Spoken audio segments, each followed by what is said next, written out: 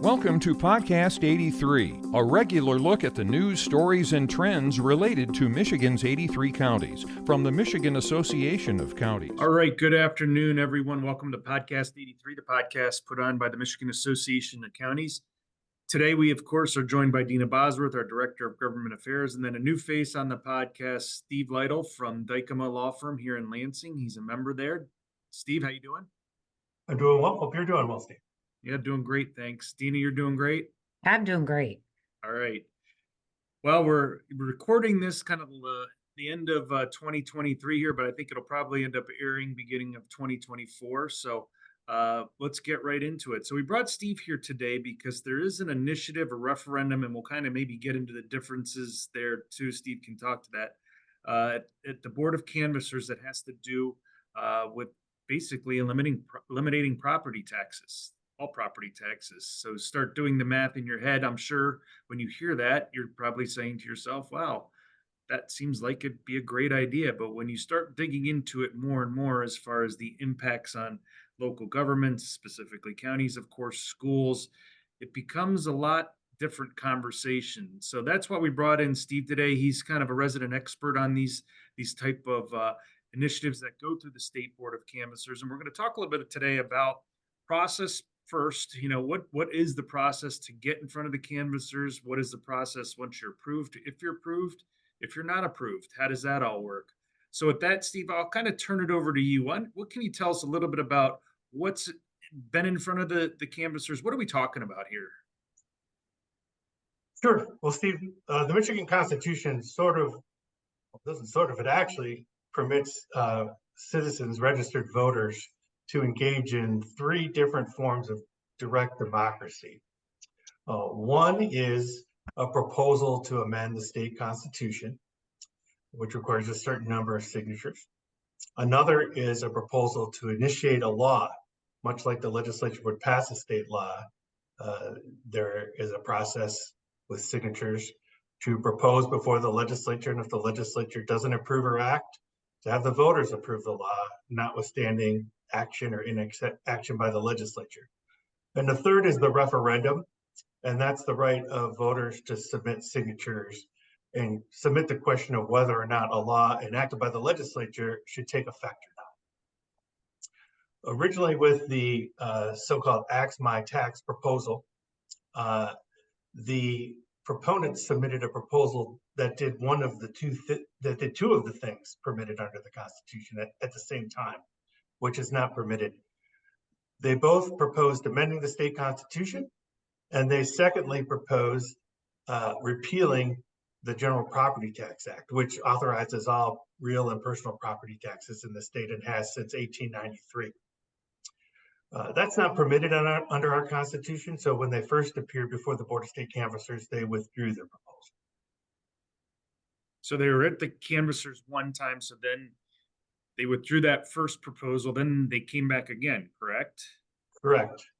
They submitted a second proposal, which was only a constitutional amendment. They had dropped the concept of also repealing the general property tax at the same time, but it still has the same effect. Okay. If adopted and effected, it would repeal all property taxes. It would prohibit the levying of property taxes and prohibit the levying of alternatives based on property. So effectively, even though the General Property Tax Act would not be repealed, the Constitution would prohibit after 2024 and 2025, actually, the levying of all property taxes in Michigan. So Steve, when they did this, did they say what their motivation was? I mean, why? Is it just save, Michigan residents money and we don't want local services? Or do they have to justify that when they go before the Board of Canvassers? Yeah, before the Board of Canvassers, it's really usually not about the substance of the proposal or reasons why proponents want to do it or not. And there's a few things that the Board of Canvassers can do. They're actually optional. All right. So optionally, a group can ask the Board of State Canvassers to review and approve the form of the petition. State law has a whole host of mandatory elements that apply to a petition, whether it's for a constitutional amendment, an initiative, or a referendum. For example, that has to be on 8.5 by 14-inch size paper. If it's on 8.5 by 13.5-inch paper, any signature on it is invalid. There are certain font sizes that apply, multiple different font sizes, and certain information that must be on the petition. Because of that, the board provides this optional service for approval as to form. And if you have that approval, it's more likely that your petition complies with the requirements of Michigan law, and it's unlikely that the Board of Canvassers will reject your petition when submitted with signatures for not complying. The proponents of Axe My Tax didn't ask the board to review the form of the proposal. They did ask the board to approve a 100-word summary of their proposal. That is also optional, but under a state law in effect since 2018, if you ask for and receive approval of a 100-word summary that appears on the petition when voters are asked to sign it, if that 100-word statement is fair, impartial, doesn't produce prejudice for or against the proposal under the statutory standard, then it's a valid summary. And if you get approval by the Board of State Canvassers, state law prohibits the validity of that summary from being later challenged. But does that summary on the petition, or is that summary act as a petition? The summary actually has to be printed on the front page of the petition. So state law requires there to be an impartial 100-word summary on the front page of the petition to sort of describe to voters in 100 words or less what a proposal may be attempting to do. And the actual proposal itself may be multiple pages, multiple sections of the Constitution long. So to provide voters a summary and to provide them an impartial summary, state law provides this process. The board, however, was unwilling to approve the summary submitted by the Axe My Tax proponents at their November meeting. The folks unwilling to vote indicated that they believed it was insufficient, that the Axe My Tax proponents hadn't submitted a complete petition, and the Axe My Tax proponents didn't indicate all of the provisions of the Constitution that would be altered or abrogated by their proposal, changed or effectively ended or abolished. That's alter or abrogate. And for that reason, there were insufficient votes to approve the summary. So that means that the proponents of the petition does not yet have an approved 100-word summary that would have the benefit of the safe harbor. Nor an approved form. Nor an approved form. So no summary, no form petition, but the group has said they're going to go out and collect signatures, correct? Yep. So how does that work? It seems to me if you don't have a summary, you don't have a form, you're collecting signatures on nothing that's been approved. Wouldn't essentially those signatures possibly be invalid at some point if their language was not approved? Well, the proponents of the proposal are assuming a pretty high risk that if they go out and collect the signatures, and even if they collect sufficient signatures, that the petitions will be rejected because the signatures are on petitions that don't meet the requirements of Michigan law. One, the summary may not be a fair and impartial and accurate description of the proposal, and they would not have the benefit of a safe harbor with an approved 100-word summary. Similarly, if there are any form requirements, or for example, one of the form arguably substantive requirements is that any proposal to amend the Constitution has to indicate every provision of the Constitution that would be altered or abrogated by the proposal. And if for whatever reason the proponents don't include an altered or abrogated provision, the Michigan Supreme Court has said that's a reason to invalidate the entire petition. So those are the risks that the proponents of the proposal are assuming that they attempt to circulate without Board of State Canvassers approval. And were they to circulate and file with the Board of State Canvassers, sometime before the July 8th, 2024 deadline for 2024 proposed constitutional amendments, I suspect that they will be faced with a challenge that all of the signatures are invalid because their petitions, likely not having been approved by the Board of State Canvassers as to form or summary, do not comply with the mandatory requirements of the Michigan election law. How many There is one signatures? form over. Sorry. How many signatures do they have to gather before July? They're required to secure 446,198 or more signatures from registered Michigan voters on compliant petitions by July 8th of 2024 if they would like their proposed constitutional amendment submitted to voters in November of 2024. I will say that there is one mandatory requirement under state law.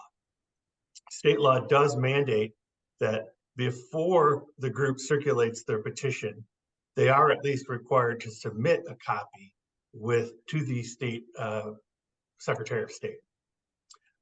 As of today, just prior to this, the taping of this podcast, that had not occurred.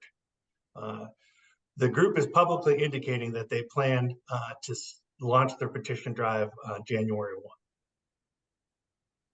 So there could be a scenario where they're collecting signatures, determine, let's say, January, February, that they want to go back in front of the canvassers, make sure that what they're collecting may or may not be okay. It's not approved, then they have to start back over again from ground zero with signatures, correct? That's correct. I mean, the group has indicated they're not going back to the Board of State Canvassers publicly for further approval. They've made those statements. They've been publicly reported in the media. They could change their mind, right? But the law does not permit two versions of a petition. Now, let's say you were to start on your own and circulate and get 25,000 signatures as an example, and then decide, you know what, we think our petition may not comply with the form requirements of state law or with the summary requirements of state law. And you would then go to get a new petition approved by the board as to form and to summary. You would have to start over, and those 25,000 signatures would be invalid and would not count. Yeah, it seems like there's a lot of significant amount of risk there to go out on your own and do it. Yeah, when I'm advising ballot question committees, when I'm in the position of representing the committee that actually wants to qualify something for the proposal, my advice is to, before you circulate any petitions, secure approval as to form by the Board of State Canvassers and approval of the summary from the Board of State Canvassers. So let's talk briefly about what they are proposing. Can you tell us a little bit about what the language you have seen? I know we don't have anything approved to kind of discuss, but sure, basically what the intent maybe is and what you've seen as far as what they proposed. Right. We do have an actual proposal with actual proposed changes to the Constitution that was submitted in November or for the November board meeting of the Board of State Canvassers. And so we know what has been proposed. The group has publicly indicated that they don't plan to change their proposal. So we have a sense of what they plan to propose. So there's a few major things. And then I think probably more important, some of the details, and then most important, the implications of what they propose. But they propose to prohibit the imposition of any tax on real property after 2025. So no governmental entity, state, local, county, intergovernmental would be permitted under the Michigan Constitution to levy a property tax. And they would then also sort of take it a step further and prohibit enactment of a state law or local ordinance that provides any sort of alternative means for taxing real and personal property after 2025. And then the third abolition of property taxes is there's an immediate repeal or abolition in the Constitution of the property tax that Michigan imposes on telephone companies and railroads. That would occur immediately as soon as the proposal is certified, if it were to be adopted in 2024. I mean, if you look at revenue projections from 2022, the total impact of that is, roughly $17.3 billion in property taxes. At 2022 rates would be prohibited. And the impact for counties, based on estimates that I've seen, is around $2.8, $2.9 billion in 2022 tax dollars. That's insane. So that's the first piece. Prohibit the Are levy of special those. assessments included in that too? No, technically, a special assessment is not a property tax, but note that if you repeal the authority to levy taxes, we have a number of special assessments and also specific taxes that are levied in lieu of property taxes that rely in many instances or are levied in lieu of the property tax. And if you're not collecting property taxes, there's no mechanism in many instances to collect those special assessments or specific taxes. So the implications are likely far beyond the $17.3 billion just in straight up property taxes levied under the General Property Tax Act. So that's the first piece, eliminate the authority to levy all those taxes. The next piece is to require a supermajority vote for tax increases and to shift Michigan from majority rule to minority rule on tax policy, empowering minorities in the legislature, communities, and special interests to determine tax policy, not whoever gets the most votes. So they would require a 2/3 vote of both houses of the Michigan legislature to enact any law that would increase state revenue by more than 0.1% over 5 years. So essentially, any sort of new tax enacted by the legislature would require a 2/3 vote of both chambers, empowering a minority of the legislature to set tax policy for the state. And then at the local level, they would require a 2/3 vote at any election for any amendment or amendments to approve a township, city, or county-wide tax. So right now, under the existing constitution, if you're in a county and there's a decision to be made on a tax rate or a tax of any kind, extension of a tax, it requires a majority vote. Whoever gets the most votes wins. But this would require a 2/3 vote moving forward after 2024 for any amendment or amendments approving a township, city, or countywide tax. So those are the new supermajority requirements that would be in the Constitution that could only be changed with the Constitutional Amendment included in this proposal. And then lastly, there's some limited replacement revenues where the proponents would use the Constitution to mandate money that's currently primarily in the state general fund, but also in school fund and transportation fund and other funds. Shift money that's being used for those purposes at the state level and mandate some limited replacement revenue, right? And so, for example, for counties, I'll give you the specifics. They would dedicate 10% of all the liquor revenue from liquor taxes that the state imposes on liquor, alcoholic beverages, beer, and wine. That generates for the state about that would generate about $28.5 million. Right? So counties are being hit with a $2.8 billion shortfall. They've decided to provide $28.5 million from liquor taxes to county as a replacement. Some of that money already goes to the county. Some of it goes to school aid. Some of it goes to convention facilities.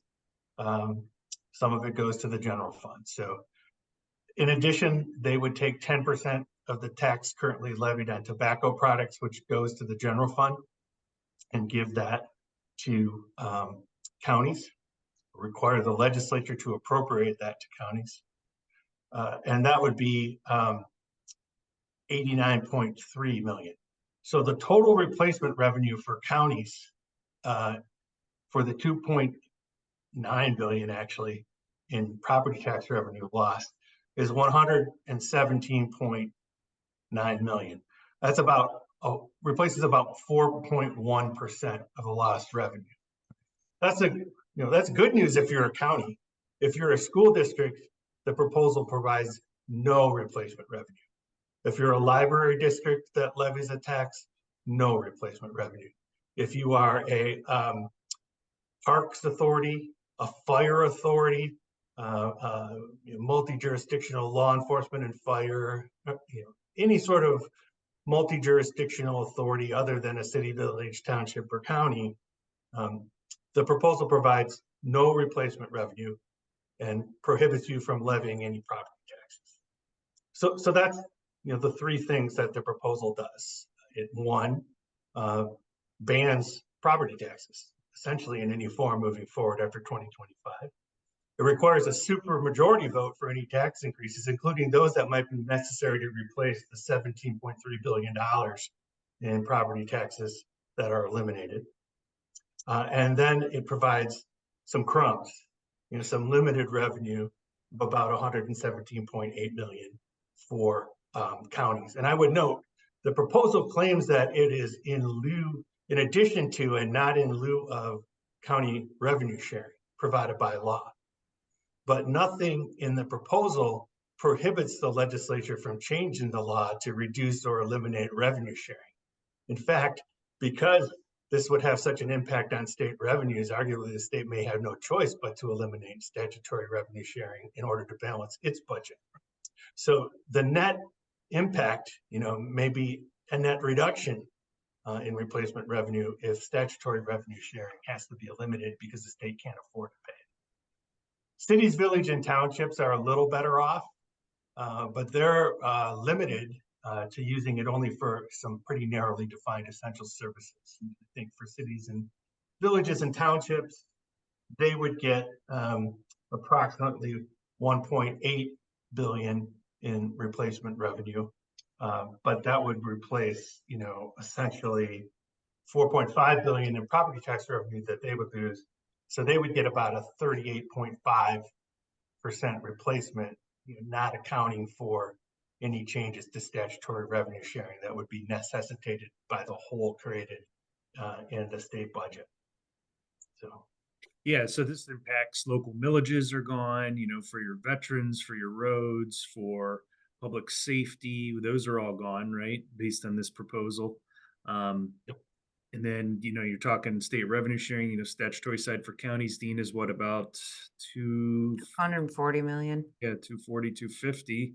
That's probably gone too. So yeah, your net is actually less if statutory revenue sharing goes away, because that 118 million is not going to make up for all that. So yeah, when you start talking about the services impacted, like we talked about in the beginning, public health, public safety, your jails, your court system, your child welfare system, your, juvenile services and mental health and so many different things.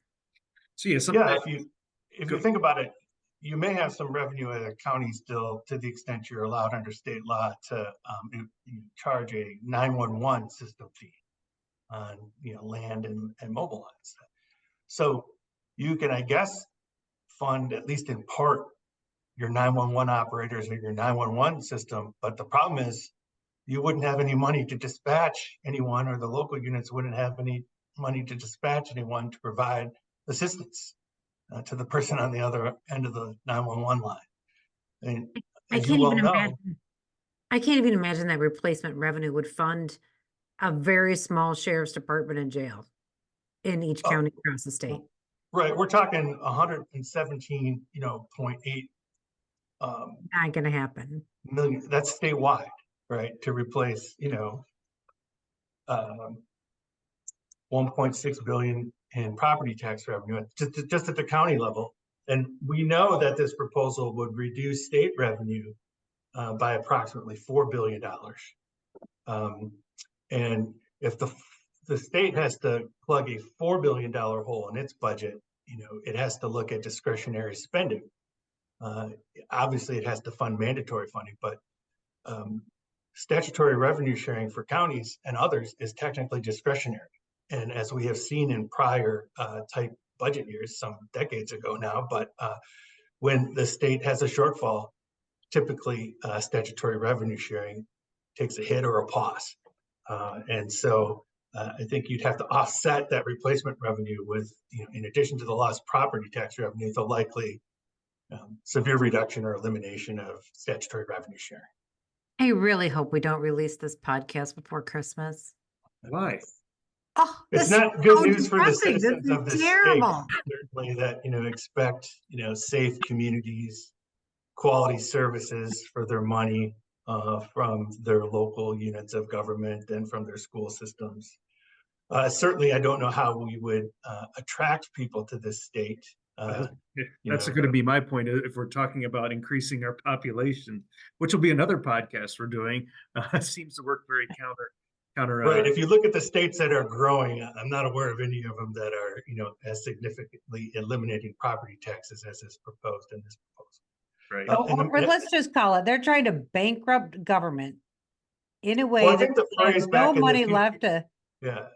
The do 2000s from some groups was that, their objective was to drown government in the bathtub so it couldn't provide services to their citizens. And I think effectively that's what this proposal would do, particularly at the local level, but significantly at the state level too, certainly for schools and education.